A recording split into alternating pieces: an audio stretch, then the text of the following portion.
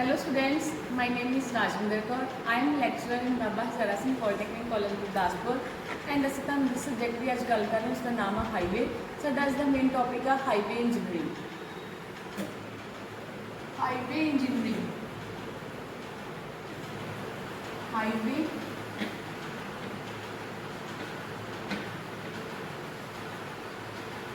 Highway engineering ਕੀ ਹੁੰਦੀ ਹੈ? ਠੀਕ ਆ, the branch of science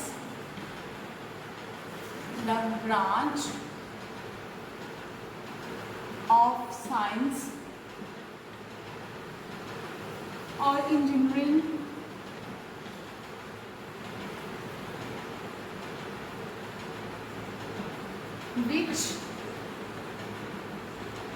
which deals with the art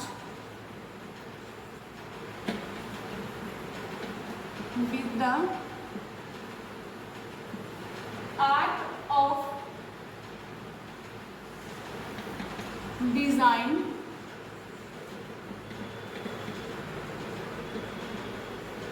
construction and maintenance are called highway engineering.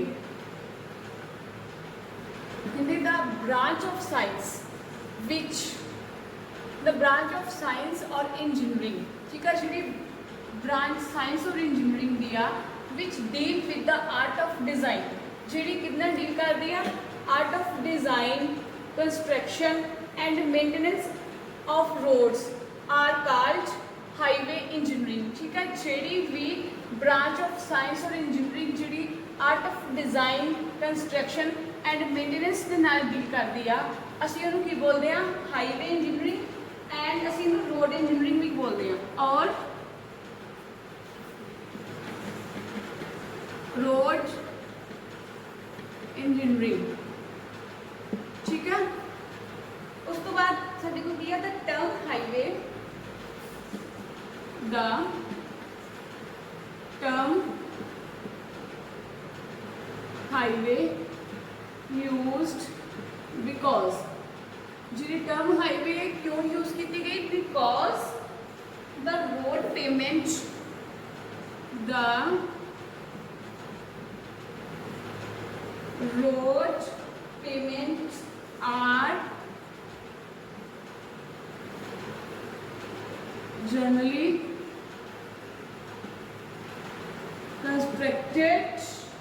generally construction on embankment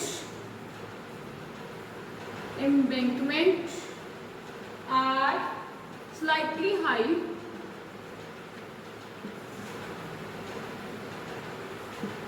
than ground level।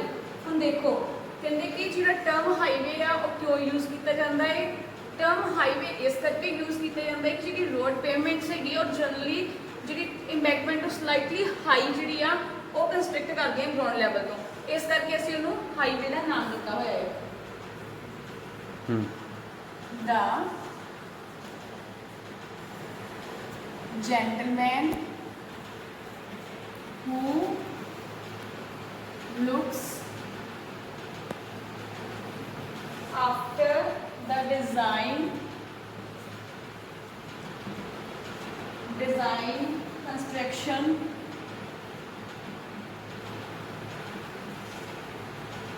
and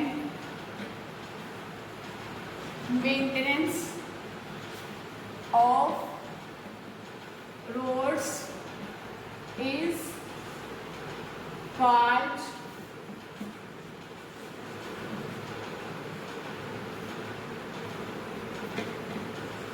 highway engineer.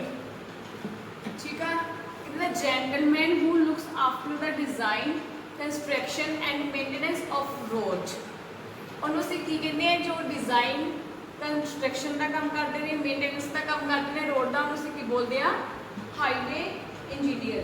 ठीक है, next ਅਸੀਂ ਕਰਦੇ ਹਾਂ function of highway engineer. Function of highway engineer की function होंगे ने highway engineer के the function of highway engineer is the function of highway engineer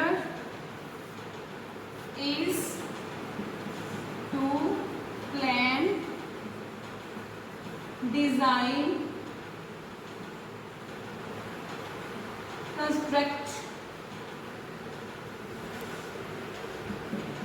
and maintenance and operate highway system.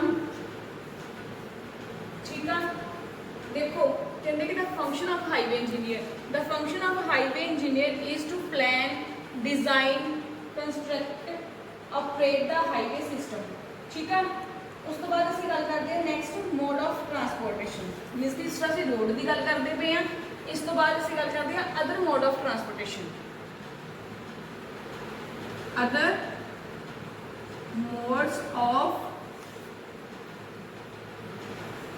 transportation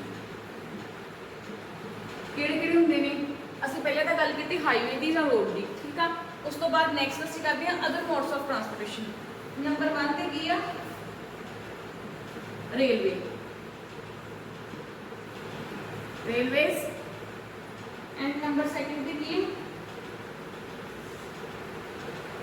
ਵਾਟਰਵੇਜ਼। ठीक है, नंबर 3 पे किया एयरवेज। देखो जिस तरह मोड ऑफ ट्रांसपोर्टेशन की हुंदी, जिस तरह एक रोड हो गया। ठीक है, रोड दे नाल असीं एक जगह तो दूजी जगह ते जा सकते हैं। ठीक है, एक रोड आ दे नाल असीं जिहड़ा एक लिंक हुंदा है। ठीक है, एक जगह तो दूसरी जगह ते सानूं पहुंचाउंदा है। उस तो बाद ਅਸੀਂ ਕਹਿੰਦੇ ਕਿ ਇੱਕ ਰੋਡ ਤੋਂ ਬਾਅਦ ਅਦਰ ਮੋਡਸ ਆਫ ਟਰਾਂਸਪੋਰਟੇਸ਼ਨ ਕੀ ਆ, ਅਸੀਂ ਹੋਰ ਕਿਹੜੇ ਤਰੀਕੇ ਦੇ ਨਾਲ ਇੱਕ ਜਗ੍ਹਾ ਤੋਂ ਦੂਜੀ ਜਗ੍ਹਾ ਤੇ ਜਾ ਸਕਦੇ ਹਾਂ। ਠੀਕ ਆ, ਉਸ ਤੋਂ ਬਾਅਦ ਨੈਕਸਟ ਕੀ ਹੈ ਸਾਡੇ ਕੋਲ? ਰੇਲਵੇਜ਼। ਰੇਲਵੇਜ਼ ਦੇ ਨਾਲ ਵੀ ਅਸੀਂ ਰੇਲ ਦੇ ਥਰੂ ਵੀ ਅਸੀਂ ਇੱਕ ਜਗ੍ਹਾ ਤੋਂ ਦੂਸਰੀ ਜਗ੍ਹਾ ਤੇ ਪਹੁੰਚ ਸਕਦੇ ਹਾਂ। ਠੀਕ ਆ, ਵਾਟਰਵੇਜ਼ ਜਿਸ ਤਰ੍ਹਾਂ ਸ਼ਿਪ ਜਾਂਦੇ ਨੇ। ਠੀਕ ਆ, ਇੱਕ ਜਗ੍ਹਾ ਤੋਂ ਦੂਸਰੀ ਜਗ੍ਹਾ ਤੇ, ਇੱਕ ਕੰਟਰੀ ਤੋਂ ਦੂਸਰੀ ਕੰਟਰੀ 'ਚ ਟ੍ਰੇਡ ਕਰਦੇ ਨੇ। ਠੀਕ ਆ, ਇਹ ਵੀ ਸਾਡੇ ਕੋਲ ਇੱਕ ਮੋਡਸ ਆਫ ਟਰਾਂਸਪੋਰਟੇਸ਼ਨ ਆ। ਠੀਕ ਆ, ਉਸ ਤੋਂ ਬਾਅਦ 3rd ਆ 에ਅਰਵੇਜ਼, ਜਿਸ ਤਰ੍ਹਾਂ ਅਸੀਂ ਬਾਈ ਫਲਾਈਟਸ ਜਾਂਦੇ ਨੇ। ठीक है, ये भी साडे कोल की है मोड ऑफ ट्रांसपोर्टेशन, इसकी एक जगह तो आप दूसरी जगह पे जा सकते हैं बाय एयरवेज। ठीक है, by road, by railway, by waterway and by airway. ठीक है, these are all modes of transportation. ठीक है, नेक्स्ट है क्लासिफिकेशन ऑफ रोड्स। क्लासिफिकेशन ठीक है ऑफ रोड्स। नंबर 1 पे साडे कोल की है? National highway. National highway, national highway में की बोलते हैं NH। ठीक है, नंबर 2 पे साडे कोल की है? State highway.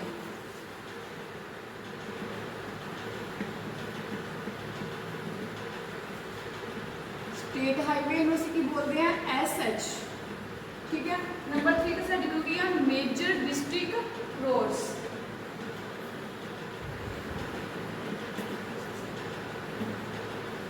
Major district roads MDR।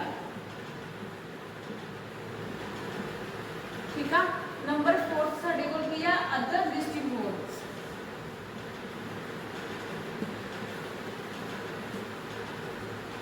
District roads इन्हें की बोलते हैं ODR। ठीक है, नंबर 5 पे साडे कोल की है? Village roads.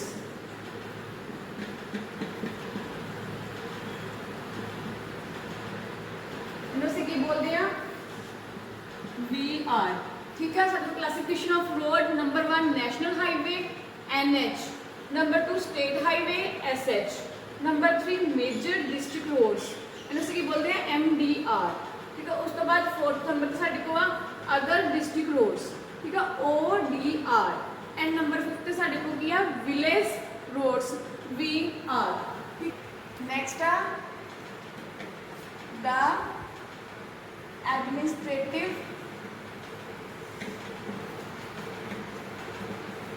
सेटअप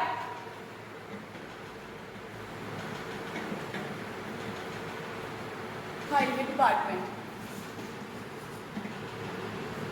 ठीक है, the administration setup state highway department, sorry, the administrative setup state highway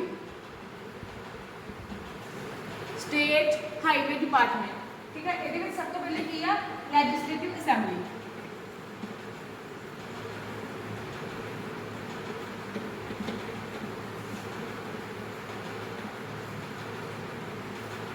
ठीक है, लेजिस्लेटिव असेंबली, ठीक है। इस तो बाद की होंदा है साडे को नीचे दे PWD मिनिस्टर, ठीक है। लेजिस्लेटिव असेंबली तो बाद साडे को नीचे की है PWD मिनिस्टर। उस तो बाद ये से कि साडे के अंडर सैकटरी होंदा है, डिप्टी सैकटरी होंदा है, ठीक है। इहदे नीचे की होंदा साडे को एक अंडर सैकटरी, एक डिप्टी सैकटरी, ठीक है। उस तो बाद साडे को इहदे नीचे चीफ इंजीनियर, ठीक है। फिर चीफ इंजीनियर तो बाद साडे को होना है सुपरिंटेंडिंग, ठीक है। 3 सर्कल आने ने दे,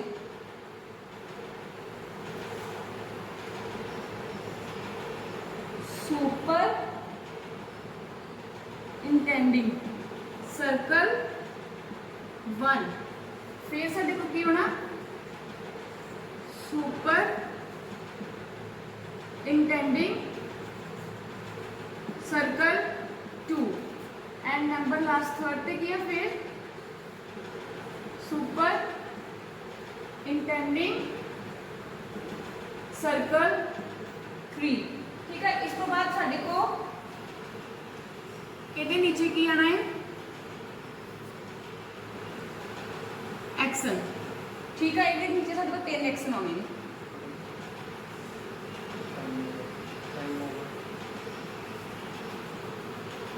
डिवीजन 1, डिवीजन 2 एंड डिवीजन 3, ठीक है।